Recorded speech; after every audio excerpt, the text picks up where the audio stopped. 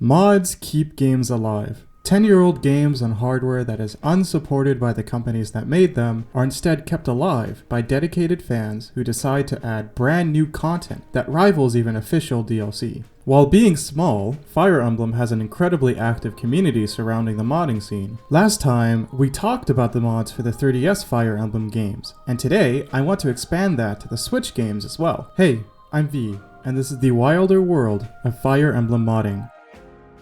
First, we're starting with Fire Emblem Warriors 3 Hopes. Full disclosure here, I'm not actually sure how to mod my Switch or emulate Switch games. There is the Yuzu emulator if you are interested, and if you want to use mods on your Switch, there is the Starfall program, which loads files on top of your game instead of permanently changing your game files. So really, the only published mod for this game is the 3 Hopes Gender Lock Removal mod by LJ Reflay, who also made similar mods for Echoes and Awakening. This mod allows all male units to be Pegasus Knights, Falcon Knights, and Gremory, and female units to be Dark Mages, Dark Bishops, and Brawlers. Next, we're moving on to 3 Houses.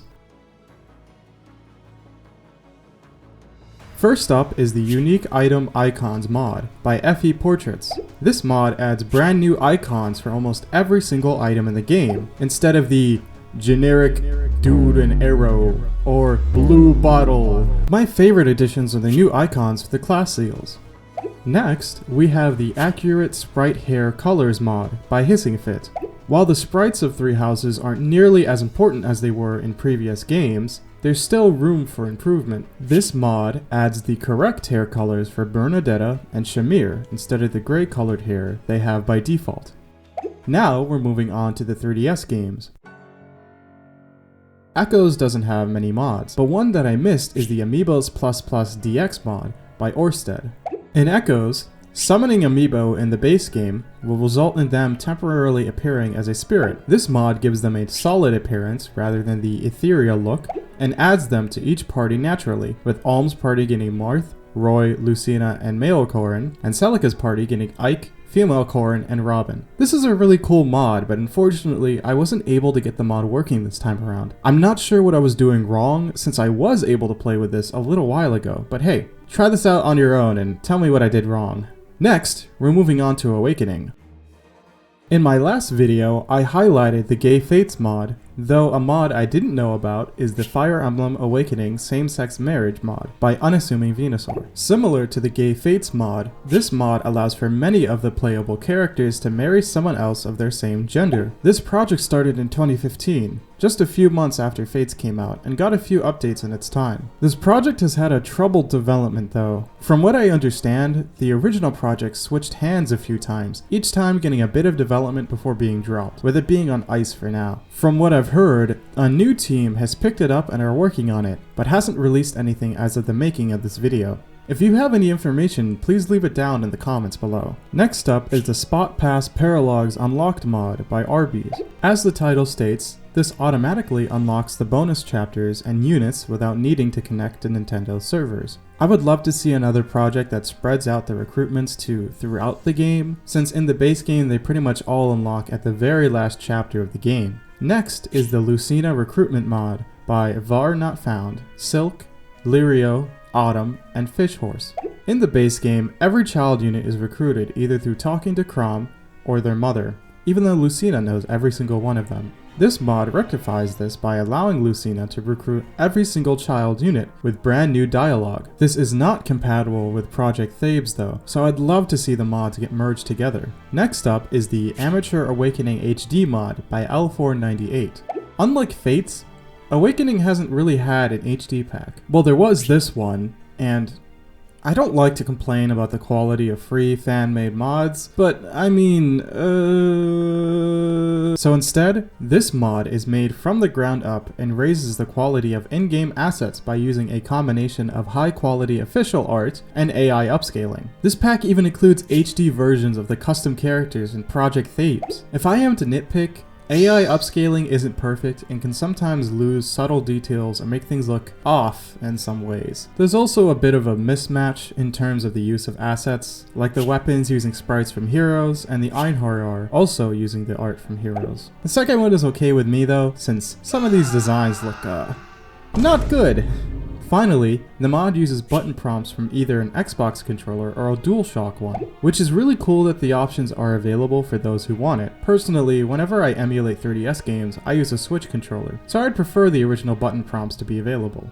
Hey, so apologies for the bad mic quality, but before I started writing for this video, I asked if it was possible to make Switch button prompts. And while I was editing this video, I actually checked and L498 updated the mod, so huge shout out to them for actually going out of the way and updating the mod with my request. Okay, back to the video. Again, these are just nitpicks, and overall, the mod is amazing. Finally, we have the Melanin Project by Var Not Found and Manakete Smoocher.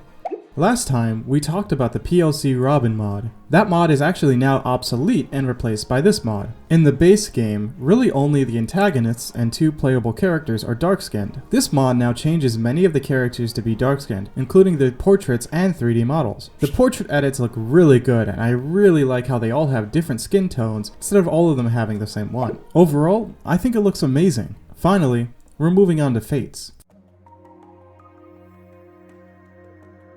First up is the Ike voice replacement mod by NCAD. Originally, Ike was played by Jason Adkins, who played every incarnation of him from Path of Radiance all the way to Fates in 2016, a whole 11 years. Starting in Heroes, Ike's voice was then replaced with Greg Chun. This mod swaps out the base game's performance with Greg Chun. Overall, I prefer Chun as Ike's actor, and if you do too, I would recommend this mod. This was also included with the Better Amiibo mod I covered last time, but I forgot to mention it, shh. Next, we have the They Them Corrin mod by Mont Blanc. This mod not only removes the use of he and she when referring to Corrin, but also creatively replaces many of the gendered titles. Now, characters will use terms like my liege or little scion, which don't betray the setting or tone. Next up is the Royal Kids Can Use Royal Weapons mod by Excadrill1201. While the base game doesn't have this feature likely for difficulty balancing, it doesn't really make much sense. This mod enables it. Finally, we have the Fire Emblem Fates Texture Compilation 4.0. This is a huge compilation of a bunch of different mods and allows for compatibility with all of them. If you're interested, I recommend checking out the mod description to see exactly what this adds. Overall, if you feel overwhelmed by downloading mods, this makes things super convenient for you. One of the mods included I wanted to highlight is the Playable Lilith mod by Baby Sauce, who is also the project lead of the Gay Fates mod, and Sketchy. So while this video has been spoiler free for the most part, this section is going to have spoilers for all 3 paths of Fates. Please skip to the time on screen to avoid the spoilers. Lilith is a very intriguing yet underutilized character in Fates. She shows up at the start, is mostly absent for most of the game, and then just teleports in out of nowhere just to die. It didn't have to be like this though, as suggested by unused files, she may have been playable at one point. This mod makes this a reality. She now organically joins the player's party with her own personal class and brand new Dragonstones, supports, and changes to many of her chapters. In Birthright and Conquest, Lilith will die protecting Corrin. This mod changes these scenes so that if Lilith has an A support with Corrin, she will instead survive, similar to Kaze in Birthright. This is such an expansive mod that adds so much new content, and paired with the Gay Fates mod, will completely mix up your experience with Fates. Now, if you excuse me, I'm going to prank the people who skip the spoilers. So yeah, Mpreg is canon now. And finally, last but certainly not least, we have the Goro Majima mod for Fire Emblem Heroes. Oh my god, it's the Mad Dog Shimano. Goro Majima is in Fire Emblem. Whoa, it's Goro Majima. Goro Majima, how do you feel about being in Fire Emblem?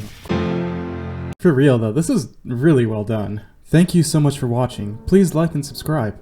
If you haven't already watched it, I made a video on Fire Emblem mods before this one, so I recommend you watch it if you feel like I didn't cover a certain mod. Anyways, thanks, and I'll see you all next time.